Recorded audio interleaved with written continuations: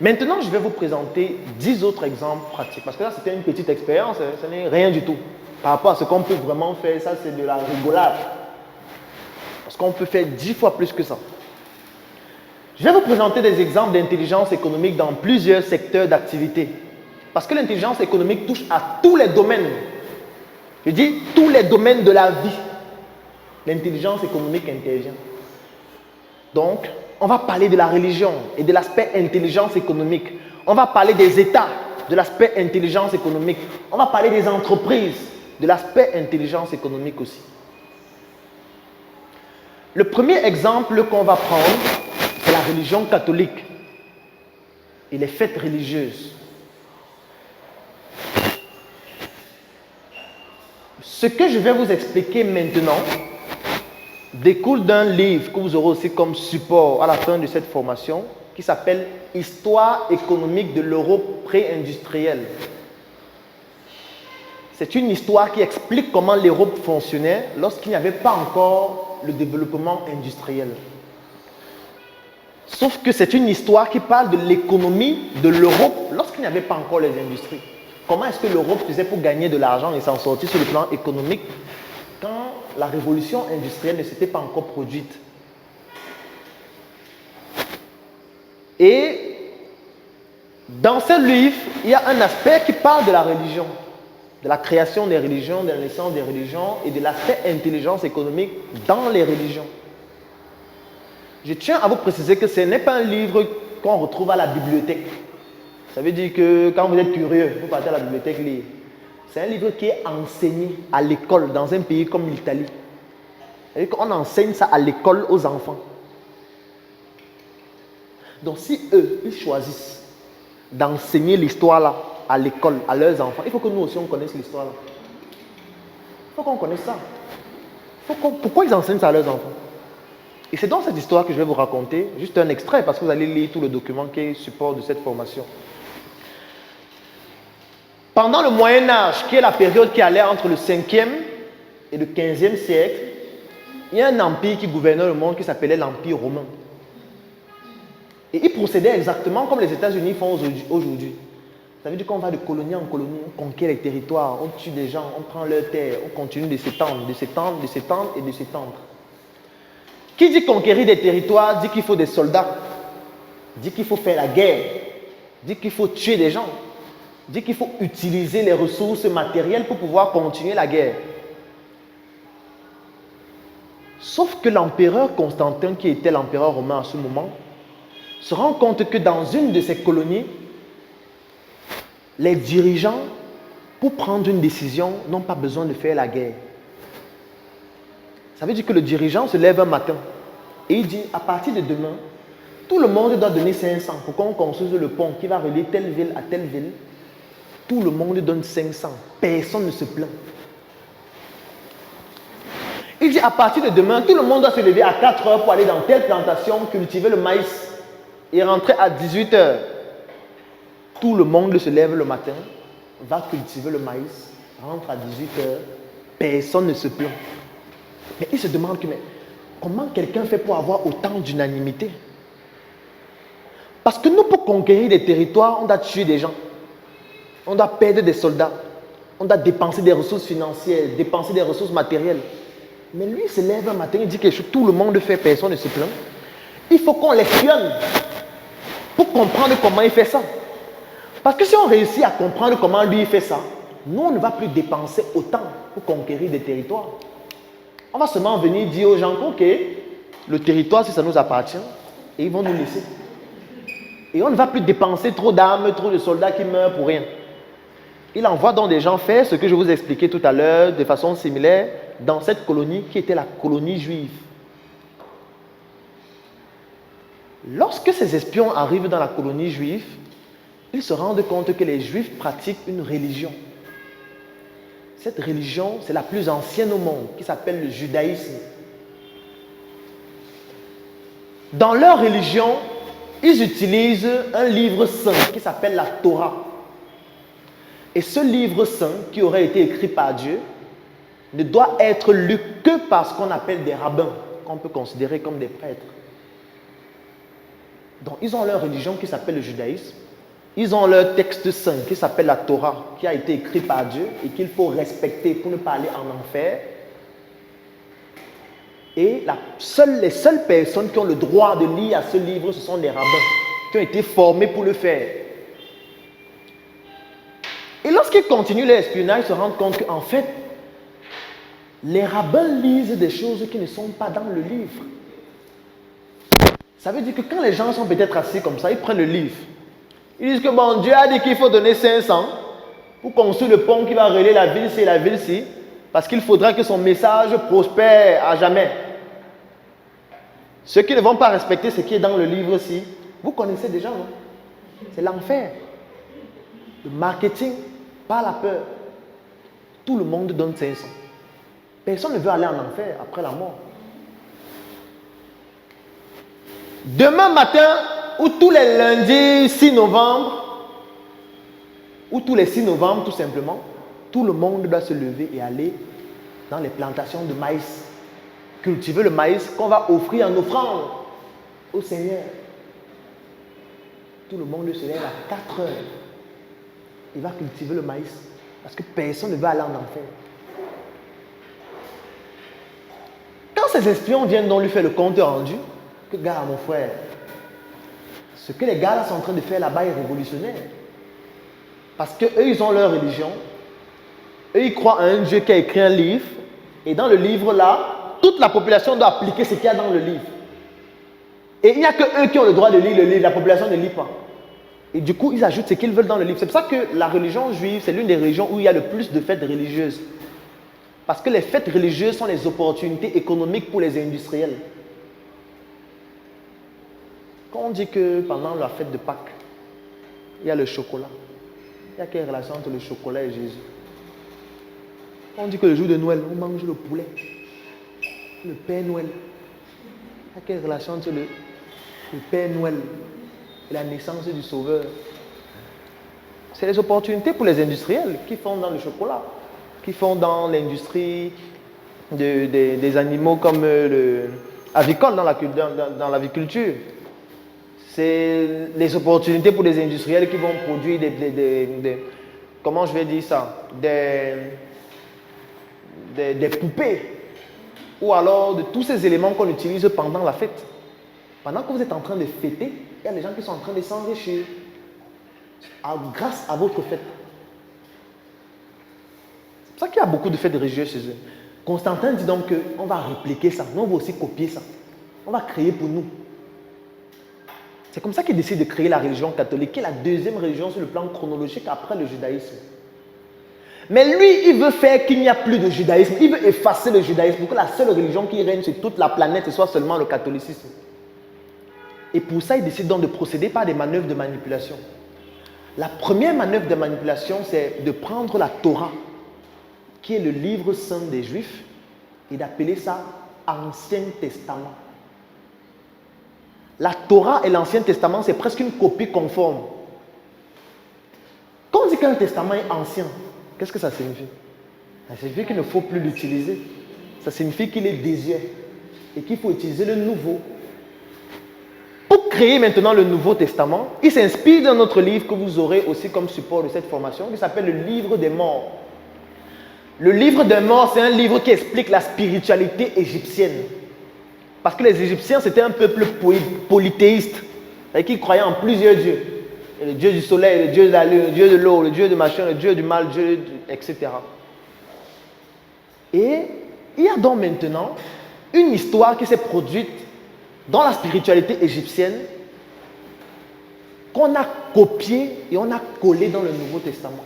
C'est l'histoire de la naissance de Jésus et des rois mages. C'est une copie conforme, c'est même un plagiat de ce qui s'est produit en Égypte. Vous allez le lire dans le Livre des Morts qui date de plus de 1000 ans avant la Bible.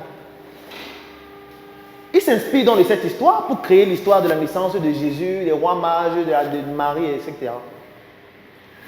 Ensuite, il prend des écrivains, Matthieu, Marc, Jean, pour leur dire, il faut que vous puissiez me créer une histoire qui rend désuet la Torah et le judaïsme. Et là, il procède par une autre manœuvre de manipulation.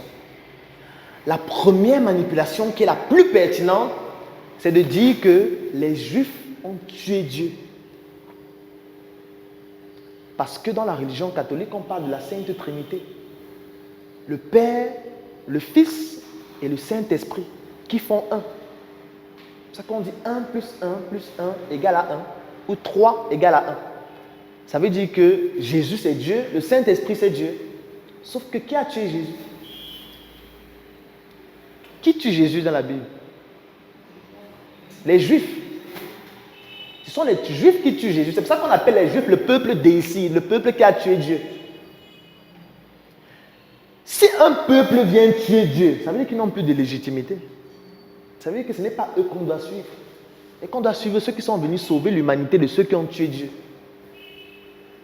Deuxième manœuvre de manipulation, il crée un livre qui s'appelle la Bible, dans lequel il y a les deux testaments à l'intérieur du même livre.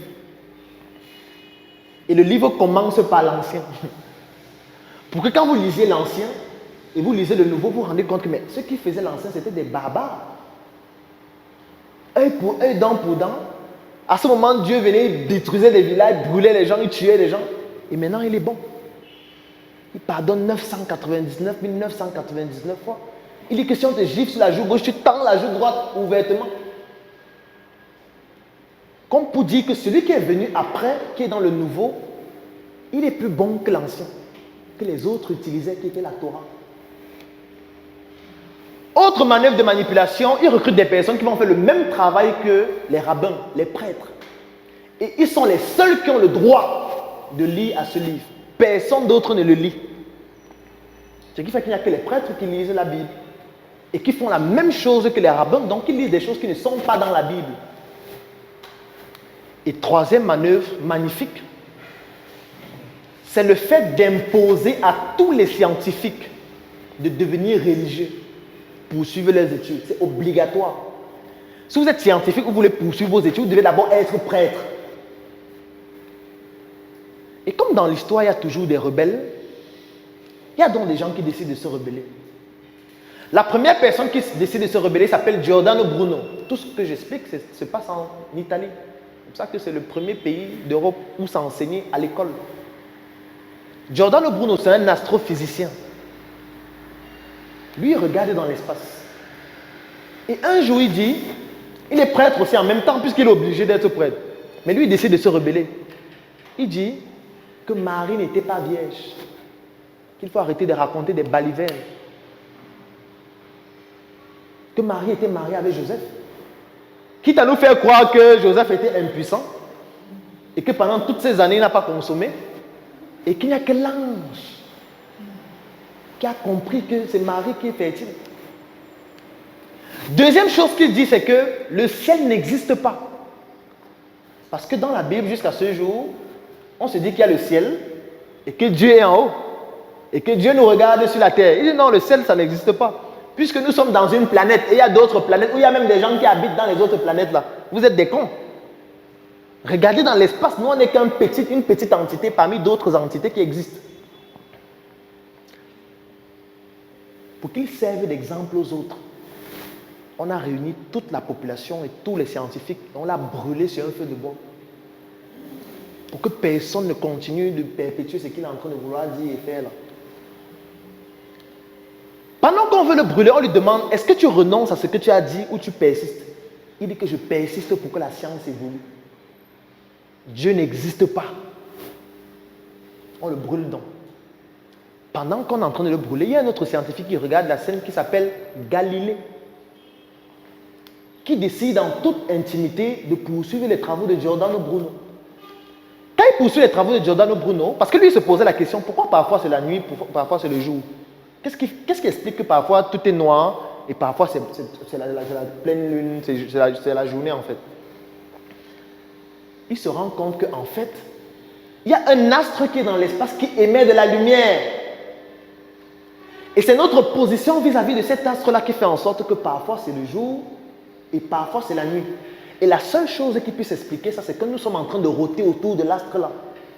Et c'est la position de rotation qui fait en sorte que parfois notre position fait en sorte qu'on ait la lumière en face et parfois la lumière nous est opposée. Donc la terre est en train de tourner autour d'un astre qui émet de la lumière. On lui dit, mon ami, fais attention. Parce que dire que la terre tourne autour du soleil, c'est une manière de dire que le soleil est plus important que la terre. En plus, le soleil émet de la lumière. Ça pourrait faire croire aux gens qu'il y a d'autres dieux plus importants que le Dieu qui est sur la terre qu'on leur demande de prier. Troisième scientifique qui décide de se rebeller, il s'appelle Dante. Lui, c'est un écrivain. Puisqu'il faut absolument toujours être religieux avant d'être scientifique, même les écrivains doivent écrire sur la religion, les peintres doivent peindre Jésus avec l'enfant, c'était obligatoire. Il décide donc de faire une ironie, un livre pour se moquer de la religion, mais subtilement. Il appelle son livre le livre de Dante. Et lorsqu'il rédige son livre, puisque dans la Bible on dit que quand tu meurs, soit tu vas en enfer, soit tu vas au paradis. Il dit dans son livre qu'il est mort, mais il a vu 3 voies. Il y avait l'enfer, il y avait le paradis, il y avait une 3e voie qu'il appelle le purgatoire. Juste après son livre, l'Église décide de récupérer son histoire et de dire qu'effectivement, Dante a raison. Quand vous mourrez, vous ne partez pas directement en enfer ou au paradis. Vous partez d'abord au purgatoire. Et vous pouvez faire même 1000 ans au purgatoire. Si vous souhaitez ne même pas faire 10 secondes au purgatoire en mourant, ce que vous devez faire avant de mourir, c'est de donner tous vos biens à l'Église. Ce qui fait que chaque fois que les gens sentaient qu'ils devaient mourir, parfois même avant de mourir, ils signaient des documents pour dire que quand je vais mourir, donnez tous mes biens à l'Église. C'est ça qui a permis de construire toutes les cathédrales que vous connaissez. Puisque les prêtres étaient les seuls à lire la Bible, dont les autres ne pouvaient pas savoir que ce qu'ils sont en train de lire là, ce n'est pas écrit. Un autre rebelle s'appelle Léonard de Vinci. Lui, c'est lui qui a conçu les premiers manuels d'anatomie.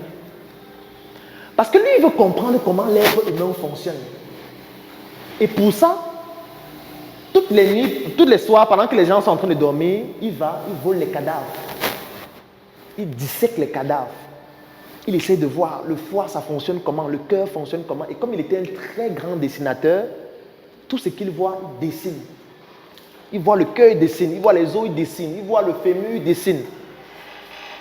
C'est comme ça qu'il a conçu les premiers manuels d'anatomie.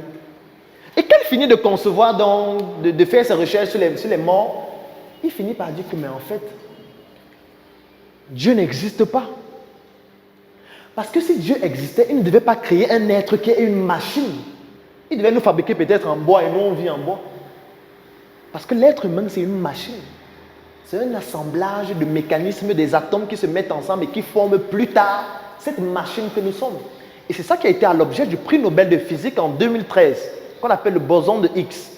Parce que Higgs, c'était un chercheur anglais qui avait décidé de démontrer d'où nous venons. Et il a donc commencé à mener des études, mais il n'a pas pu mener ses études jusqu'au bout. Les physiciens de l'Union européenne ont donc décidé de poursuivre ces études et ils ont donc découvert, grâce à un tunnel qu'ils ont creusé, dans lequel ils faisaient passer des atomes. Et ils faisaient en sorte que les atomes entrent en collision. Et quand les atomes entraient en collision, ça a permis de créer de la matière vivante.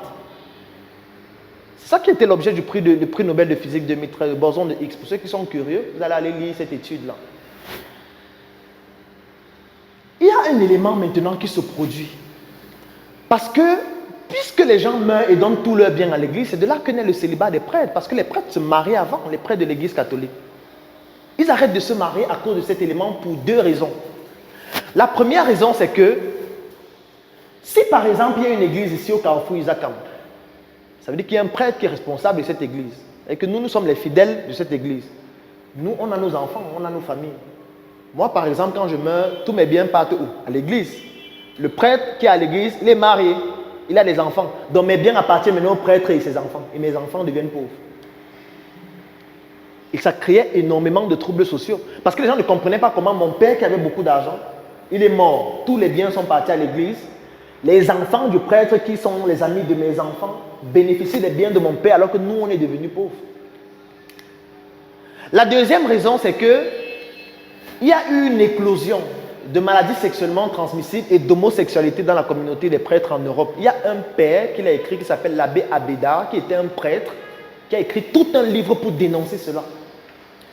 Et le pape, donc, au vu de tout ça, a décidé de dire, ok, puisque ça pose problème, le fait que les prêtres se marient et que ça crée énormément de troubles, je décide de faire en sorte que les prêtres ne se marient plus. Là, ça va résoudre le problème. Les prêtres en Asie décident de dire non. Les prêtres catholiques en Asie, ça ne s'est pas produit chez nous ici. Donc si vous dites que nous on ne se marie plus, nous on va quitter de votre église, on va vous laisser avec. Le pape dit non, ça ne vous concerne pas. Ce qui fait que jusqu'à ce jour, en Asie, les prêtres catholiques se marient parce qu'ils avaient refusé ça. Il y a rien qui montre que 62% des prêtres ont des familles en cachette. 62%. Un Africain qui ne se marie pas. Il veut régner la génétique. Il veut aller contre la génétique. Il y a un documentaire qu'on a fait ici au Cameroun. Bon, une partie a été menée au Cameroun. Ça a été publié sur France 2. Ça parlait de la pédophilie dans l'église catholique. Ils sont allés à Berthois. Je ne sais pas si vous avez vu ce documentaire, qui est sur YouTube. Et il y a donc des prêtres de la communauté Saint-Jean. C'est une communauté de prêtres français qu'on a chassés de Berthois carrément. Parce qu'on les accusait de pédophilie et de viol sur plusieurs enfants qui ont témoigné. Ils témoignent dans la vidéo.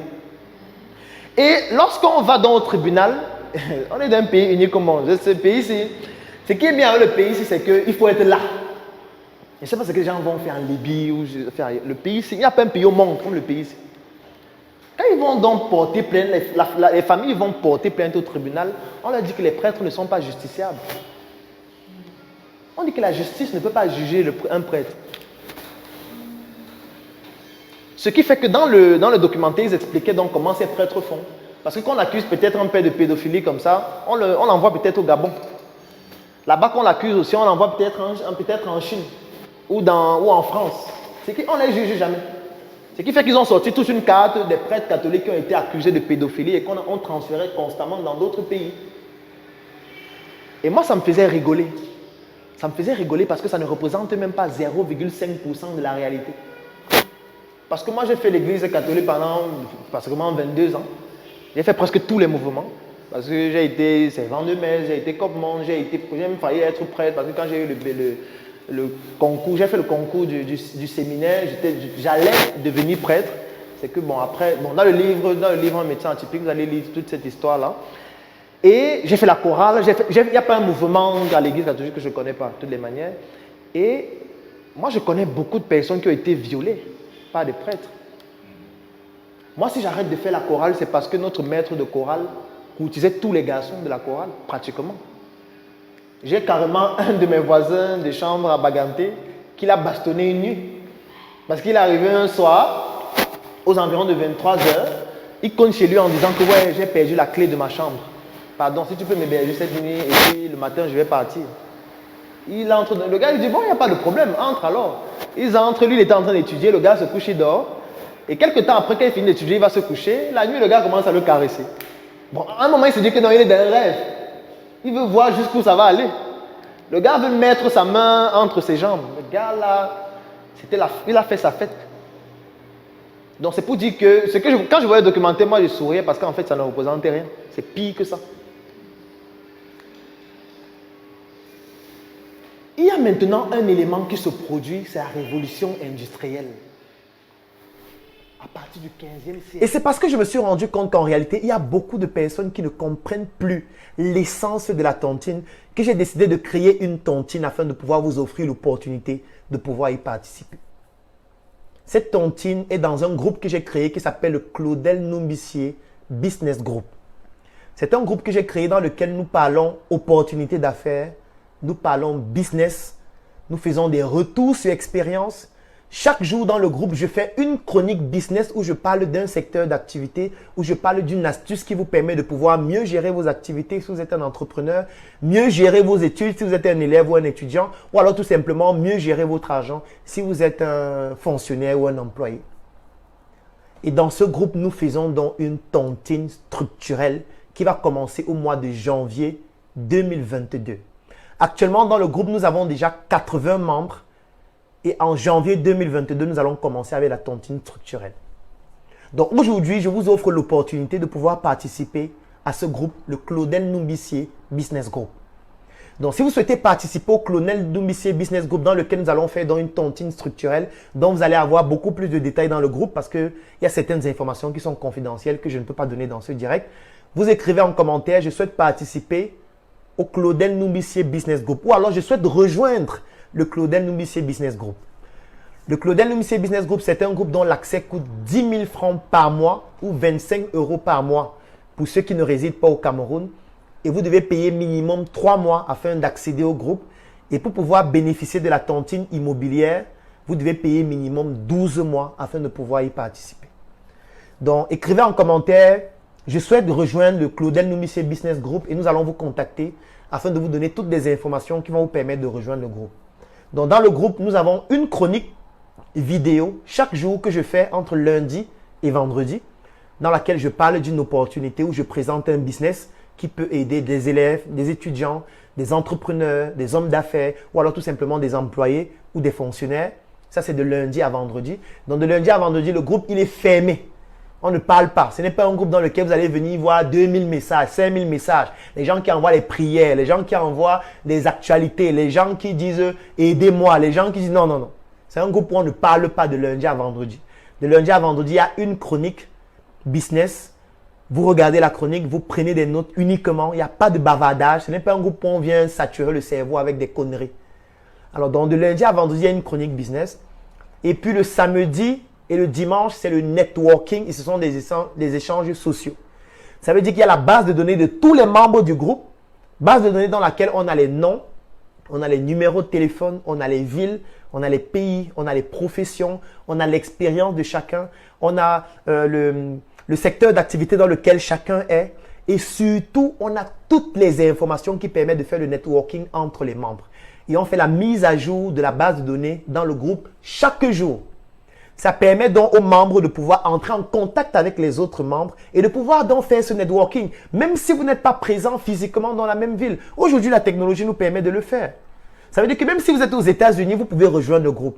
Même si vous êtes en Chine, vous pouvez rejoindre le groupe. Même si vous êtes au Japon, vous pouvez rejoindre le Claudel Numbissier Business Group. Qu'importe l'endroit du monde à partir duquel vous vous retrouvez, vous pouvez rejoindre le Claudel Numbissier Business Group et bénéficier donc des chroniques chaque jour, des opportunités de business, du networking, du partage d'expériences et surtout de la tontine structurelle que nous allons commencer en janvier 2022. Donc, comme je le disais actuellement, nous sommes déjà 80 personnes dans le groupe. Nous avons lancé le groupe, ça fait 3 semaines, 7 semaines. Donc, c'est déjà merci à toutes les personnes qui ont décidé de rejoindre le groupe parce que c'est quand même impressionnant qu'en si peu de temps, nous avons déjà 80 personnes. Et surtout, pour pouvoir bénéficier de la tontine structurelle, vous devez payer minimum 12 mois. Parce qu'on ne veut pas avoir quelqu'un qui va payer 3 mois. Et puis, quand on va lancer un projet sur 12 mois, il va se débiner juste avant. Et vous voyez que l'un des critères pour accéder au groupe, c'est de pouvoir payer. Pourquoi est-ce que ce n'est pas un groupe gratuit? C'est parce qu'il faudrait que vous soyez capable de payer.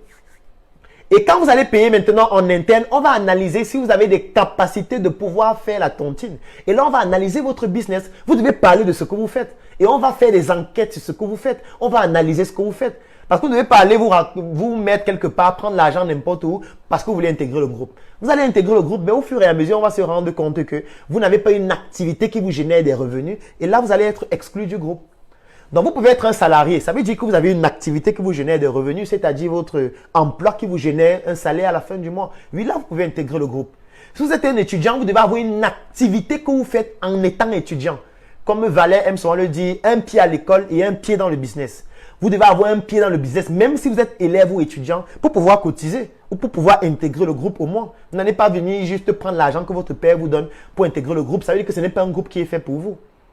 Vous pouvez être un entrepreneur, vous avez une activité qui vous génère des revenus et puis la marge que vous avez, ça vous permet d'accéder au groupe ou alors de pouvoir contribuer et de cotiser pour bénéficier de la tontine structurelle que nous allons mettre sur pied en janvier. Donc, pour rejoindre le Claudel Numbissier Business Group, comme je l'ai dit, l'accès c'est 10 000 francs par mois pour ceux qui résident au Cameroun, 25 € par mois pour ceux qui sont en dehors du Cameroun. Le minimum pour intégrer le groupe, c'est de payer 3 mois. Et pour pouvoir bénéficier de la tontine immobilière, vous devez payer minimum 12 mois afin de pouvoir être éligible pour la tontine immobilière. Bien évidemment, vous devez avoir une activité génératrice de revenus si vous souhaitez bénéficier de la tontine immobilière. Mais que vous ayez une activité génératrice de revenus ou pas, vous pouvez rejoindre le groupe et juste suivre les chroniques, bénéficier du networking, bénéficier des opportunités d'affaires et bénéficier de l'expérience des autres membres du groupe. Qu'importe votre statut social, que vous soyez un élève, un étudiant, un employé, un chef d'entreprise, un entrepreneur, un businessman, vous pouvez rejoindre le groupe pour ces autres avantages. Mais pour la tontine structurelle, il faut absolument payer 12 mois minimum et surtout avoir une activité génératrice de revenus. Donc, dans le groupe, vous allez avoir beaucoup d'autres informations. Comme la formation sur la tontine, elle est gratuite pour toutes les personnes qui sont dans le groupe. Quand vous allez intégrer le groupe, vous allez avoir cette formation qui fait plus de 2 heures de temps, dans laquelle je parle en détail des différentes formes de tontine, avec une chronique spéciale sur la tontine structurelle que nous allons faire dans le groupe. Donc, si vous souhaitez rejoindre le Claudel Ndoumbissié Business Group, une seule chose à faire, écrivez en commentaire « Je souhaite rejoindre le Claudel Ndoumbissié Business Group » et nous allons vous contacter pour vous donner les informations. Vous pouvez aussi nous contacter en inbox et je vais vous répondre afin de pouvoir vous donner les contacts ou alors le lien que vous devez remplir afin que nous puissions entrer en contact avec vous. Ou alors tout simplement, vous pouvez vous rendre dans l'un de nos locales à Yaoundé par exemple, à Carrefour Isaac Camo, siège de la Startup Academy, ici à NRC qui est situé à la nouvelle route Bastos. En face de Bethesda, vous allez voir le grand totem NRC au 3e étage. Vous pouvez vous rendre au siège de la Startup Academy à Douala, qui est situé à Ancien Number One. Vous pouvez vous rendre au siège de la Startup Academy à Tchan. Vous pouvez vous rendre au siège de la Startup Academy en Côte d'Ivoire. Du moins, si vous pouvez être là physiquement dans nos différents sièges, vous le faites. Si vous ne pouvez pas, vous écrivez juste en commentaire, vous écrivez en inbox ou alors vous laissez vos coordonnées et nous allons vous contacter et vous permettre d'accéder au Claudel Ndoumbissié Business Group. J'espère que ce direct vous a permis d'avoir des informations un peu plus précises sur ce que c'est que la tontine et que désormais vous allez améliorer votre manière de faire la tontine ou alors nous rejoindre afin qu'ensemble nous puissions mettre sur pied une tontine structurelle qui va contribuer à mettre sur pied des projets qui vont contribuer au développement de notre quartier, le Cameroun et plus globalement de notre pays, l'Afrique. Donc je vous souhaite de passer un très bon lundi. On se donne rendez-vous demain, même lieu, même heure. Pour un autre direct, c'est une autre thématique tout autant intéressante et enrichissante. Portez-vous bien. NRC, le monde à notre porte.